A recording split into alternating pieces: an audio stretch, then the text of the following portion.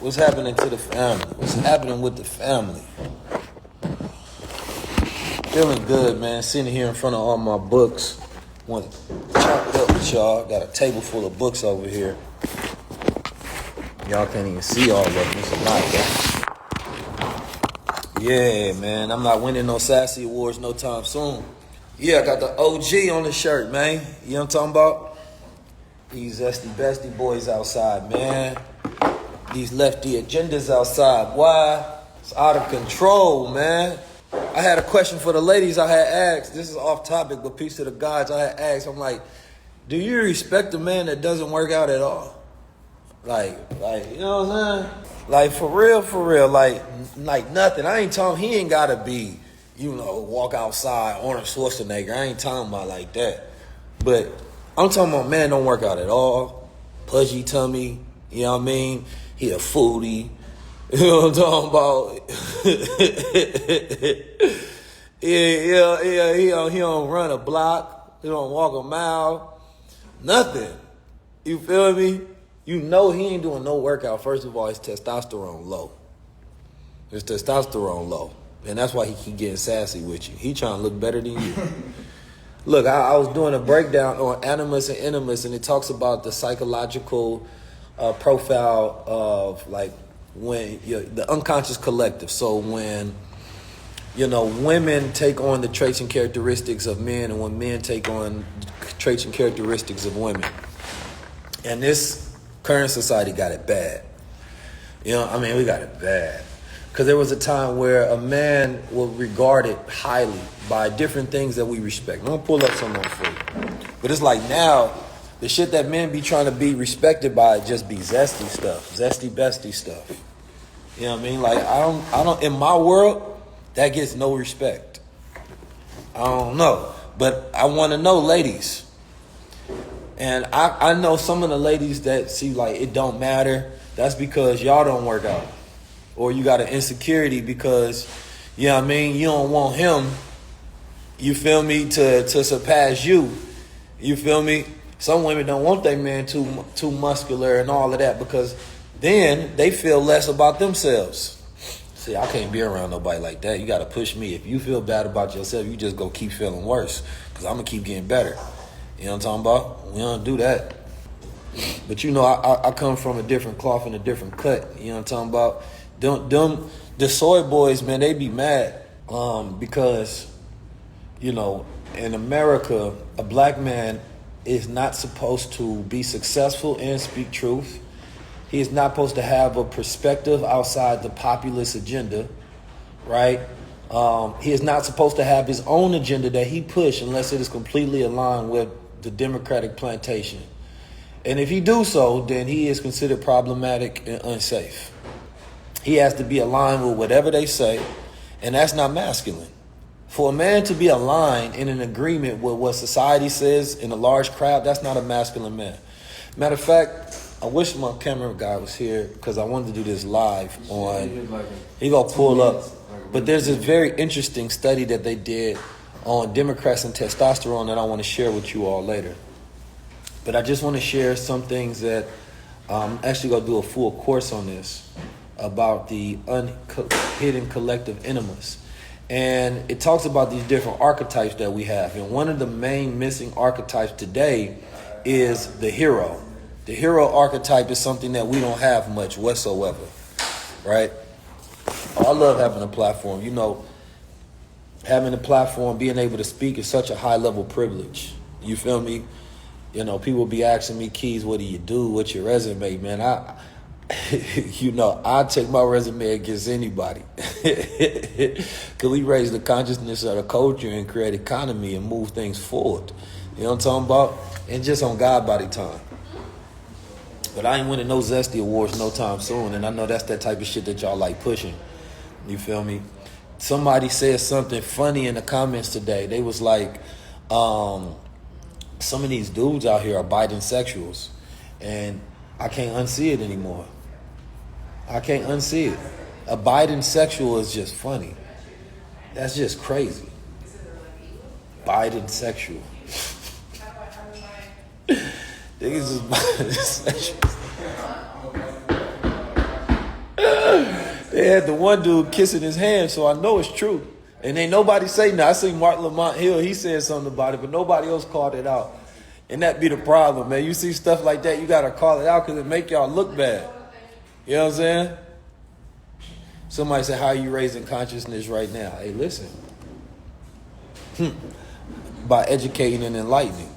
You got to listen, be open, and be ready. But you got to understand that one thing that I also realize is that this idea that people be talking about, unite with people. Nah, stop that. There's nothing wrong with people being separated and divided based on values.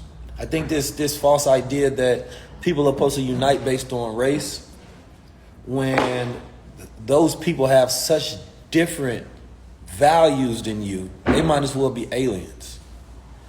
So I think first, and I've always said this, the first level of unity that you have with people has to be based on values. And those values have to be asserted so that there's a standard of agreement that we can say, hey, I'm your brother because I have the same values as you. I'm your sister, we have the same values. Otherwise, what you're going to constantly see is this divided culture, which is why some people value money, right? And other people value integrity, right? So when a person doesn't value integrity, self-respect, right? They will do things for money. Damn the self-respect. And you'll be like, but this person is bad for the culture. This person is toxic. That platform is negative. And you'll be like, so what? They getting money because you have money at such a high value. And when money becomes your high value, it also becomes your God. You fear being broke. So therefore it controls you, right? So therefore, when you think about your impact, of course you go talk money. It makes sense. Just let y'all just breathe that one in. Breathe that in a little bit. Let that one work out on your spirit. Think about it. Think about the people that's in your life where you can see how they are completely separated because they value money. It's very, very, very sad. So we can see this easily now, especially during political season. And what we realize is that we're trying to have these conversations about the culture, but we're having conversations about two different cultures, especially when it comes to politics. And politics divides us so much because it becomes then a question about values, right? Especially when who we're voting for doesn't look like us, right? So we have two white guys and we say, okay, you can't choose based on an association to a race to be like, it's a black guy running, so I'm going to vote for him. That's already out the door.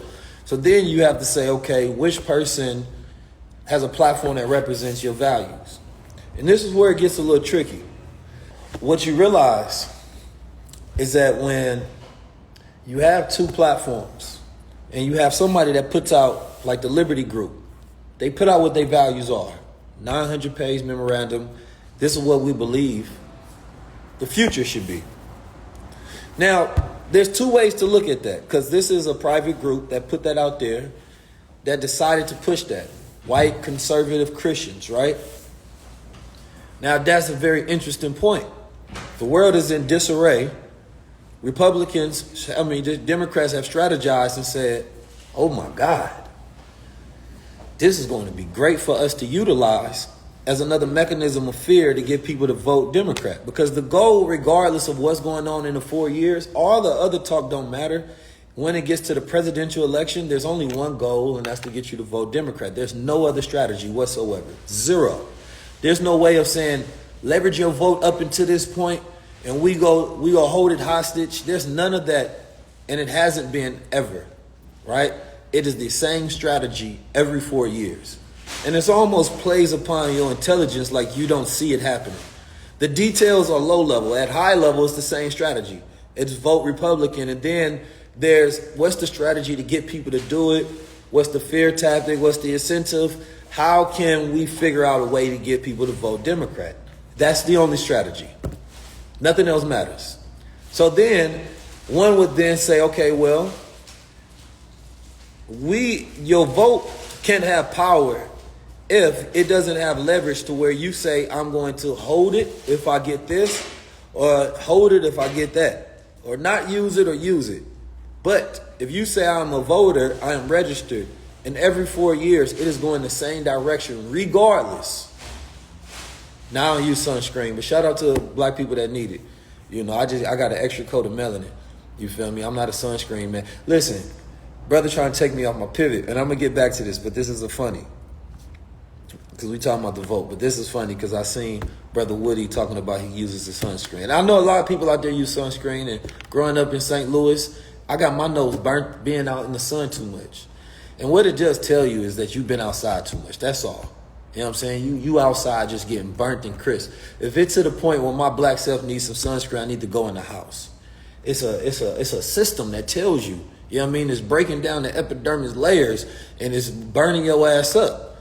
That's like if I put my hand over the stove and too long, you know what I mean? That fire go heat my ass up. I need to redraw my hand. You need to take your black skin out the sun if you start burning up. But I ain't never met or know anybody that's black that got skin cancer. So I think we good. You need to hydrate yourself, drink more water, stuff that got antioxidants in it, things of that nature, man. You be all right. Come on, man. Stop being so soft. Man, you scared of the sun now? Every single year something new. Black man, I need y'all to stop doing this, man. And tell Woody he needs to start acting like Kane in real life. He don't need no damn sunscreen. Kane had never put no damn sunscreen on. All right, back to the subject. So if we can't leverage the vote, right? Because this is what I would love. I want to, in the years to come, as I think about my platform, I want to get my platform up to the point where, yeah, that probably was in the sun too long, Matt. I want to get my platform up to the point where I work with local politicians, organize and help get bills passed that I think make sense to increase the quality of life, right? And change, economics for black people in America. That is something that I'm with 100%. High level, looking at that same thing, I think it's dangerous to where no matter what people do, they only vote one direction. It completely dismantles the power of your vote. Completely. And I think what's dangerous is the illusion of a democracy in this country, when at the same time, this is going to always be an unstable, imbalanced country. Because most people don't understand policies, people don't understand politics, people don't understand nothing. And so the most dangerous thing is that when we get, when we have entertainers that become politicians, right, during, political season, I think it's the most dangerous thing in the world. Malcolm X talked about this, right? And when we look at it, it's like, it's disrespectful because there are people that I feel like are seasoned voices that do the research, that do the knowledge, that should be the voices that we should vote and agree upon are good intellectual guides, right? To where we say we trust you, but we don't have those trusted voices as a collective. Now, Plies is not one of them. No, I'm not listening to Plies for my political advice. And I don't know Plies, but I know that he's been pushing nothing but the voting thing. And what I know of Plies is not for me to get political advice from. Not to say he can't educate himself, right? But that's not where black men in America should be looking for leadership, right? And now we get to something that I think is even more important. Project 2025 is a 900-page outline of Christian conservative values that the Democrats will tell you don't vote for Republicans for. And I think that the outline that they have is terrible, right? 100%. But now we need to start having things like this. And this is where a lot of black men look at this as a respectful way, because we say, wait a minute, at least I know what they think and I know what their plan is, so I can instantly, outwardly reject it, right? Which is a great strategy if I'm a Democratic strategist and I'm going to be like, all right, what can we use? Of course I would use that. That's fine. But then I want to see, what is the left strategy? What do they want to push? Because the idea of what they put in there, and some of the things I'm sure if I was to go through, I would agree with some, right? But some of the things, I want to know, what is the left agenda complete? Because this is what then once you have these two agendas, then you have to have a memorandum, right? On specifically as a black man, what is the black man's agenda in America? What do we want to see? And that has to be based on our values and our ideology. Because theirs is based on conservative Christian ideology. What is the ideology that Black America will run on, that we say, this is the way we want our future to move forward? This is the way we want our politics to move forward. See, now, that's when most Black people argue about looking at leaders of the past and saying, well, this is what our leader has said. This is what our leader has said. We don't have a modern agenda that breaks down categorically all these things. And now this is where I want my next focus to be. Gathering Black intellectuals up to have our own agenda.